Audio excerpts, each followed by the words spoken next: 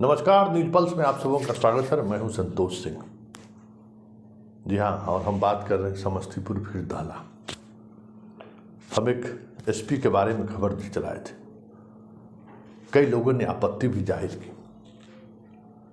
Post में जब हम कमेंट देखे तो कहा यह गया कि एक यंग ऑफिसर, एक ईमानदार ऑफिसर को आप बेवजह कटघरे में खड़े कर रहे हैं। आप अपराधियों के साथ मिले हुए हैं। अपराधियों का कोई उम्र नहीं होता है। अपराधी अपराधी होता है। एसपी बहुत सही किया है। देखिए, हम एक जिम्मेवार व्यक्ति हैं और एक जिम्मेवार व्यक्ति के रूप में हम वही बात करेंगे जो कानून कहेगा। हम ये नहीं कह सकते हैं कि अपराधियों को खुल्लम खुल्ला फांसी चढ़ा दीजिए। हम ये नहीं कह सकते हैं कि अपराधियों को आप सरेआम गोली मार दीजिए। हम ये नहीं कह सकते हैं कि किसी अपराधी को गिरफ्तारी अगर नहीं हो रही तो उसके परिवार को आप जेल में बंद कर दीजिए, उसके परिवार को आप टॉर्चर कर दीजिए। ये आप कह सकते हैं, लेकिन मेरे जैसे जिम्मेवार व्यक्ति इन चीज़ों को ऑन कैमरा नहीं कह सकता है, ना ऑफ कैमरा भी कह सकता है।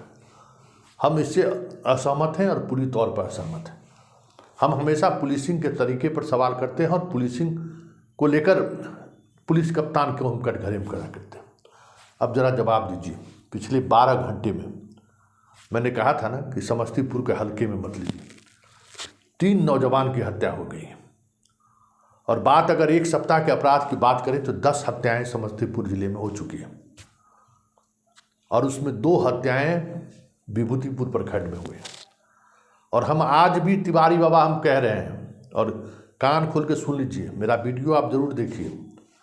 आपका जितना उम्र है, हमें लगता है कि उससे थोड़ा कम पत्रकारिता का हमारा अनुभव है और उसी जिला से हमने पत्रकारिता की शुरुआत की है और उस दौर में शुरुआत की है जब अपराधियों का समानांतर व्यवस्थाएं चलती थी उस जिले में। और इस राज्य में जंगल राज की शुरुआत जिसको कहते हैं ना, उसी जिले से हुई थी। इसलिए उस जिले को हल्के में मत लीजिए।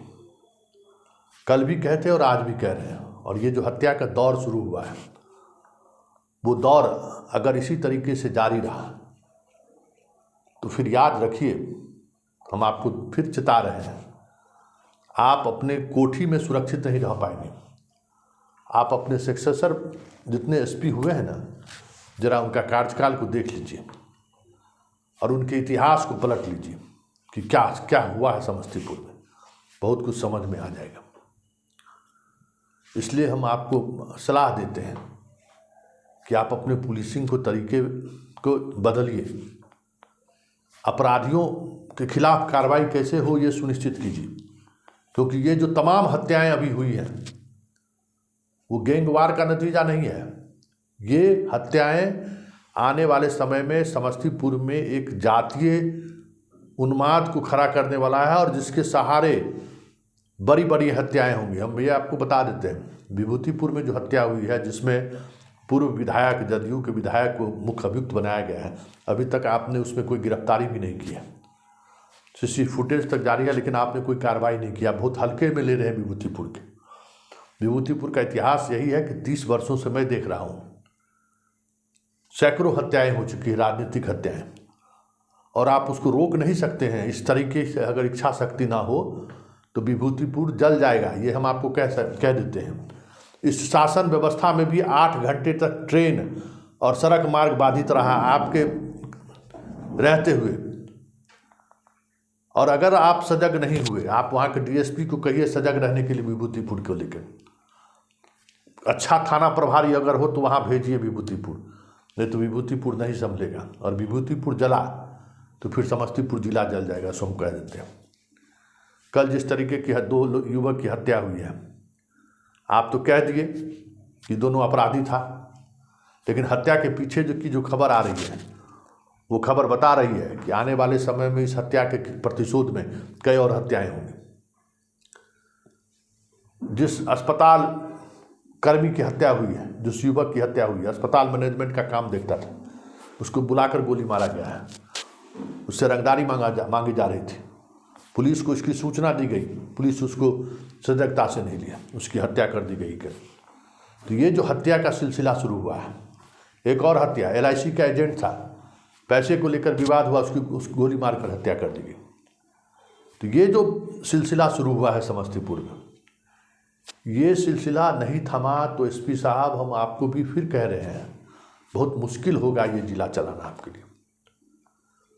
ये जिला चलाना आपके लिए बहुत मुश्किल होगा एसपी साहब, आप इस बात को फिर से गौर करिए और तमाम विश्लेषण करिए, केसों का भी विश्लेषण कीजिए, जो घटनाएं हुई है उसके इतिहास को देखिए, जो पहले जमाने के वहाँ पत्रकार हैं उनसे बात कीजिए, ऐसे लोगों से बात कीजिए जो समाज में अपराध के खिलाफ आवाज़ उठाने वाले लोग हैं। देखिए बिहार में एकमात्र समस्तीपुर जिला ऐसा जिला है जहाँ लोग अपराधियों को पसंद नहीं करते हैं। और मैं नहीं कह रहा हूँ, समस्तीपुर जिले के कई ऐसे एसपी से हमारी अक्सर बात होती है, आज भी बात होती है, और वो सिर्फ इतना ही ये जरूर कहते हैं कि संतोष जी आपके जिला में हर व्यक्ति अपराध के खिलाफ खड़े रहने वाला होता है, और कोई भी अपराधी किसी भी जाति का क्यों ना हो, पुलिस को इन्फॉर्मेशन की कमी नहीं रहती है। पुलिस को लोग, वहाँ की जनता इन्फॉर्मेशन देता है कि अपराधी अभी घूम रहा है, चाहे वो उसका रिश्तेदार ही क्यों ना हो। तो अपराध के खिलाफ समस्तीपुर के जनता का माइंडसेट है, और यही वजह है कि वहाँ एक से एक अपराधी हुआ, लेकिन वो अपराधी अपना साम्राज्य स्थापित करने में कभी कामयाब नहीं हुआ।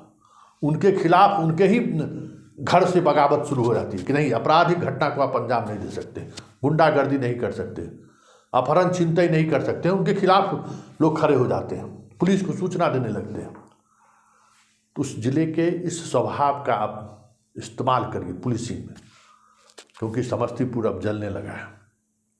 और ये भी समझिए कि जो जनता आपके इस स्टाइल से प्रभावित है, वो कब सड़क पर उतर कर आपके खिलाफ मुर्दाबाद का नारा लगाने लगे, आप सोच नहीं सकते। विभूतिपुर में समस्तीपुर रेलवे लाइन, आप समझ जाइए, खगड़िया और समस्तीपुर का मेन लाइन है, 8 घंटे तक जाम रहा।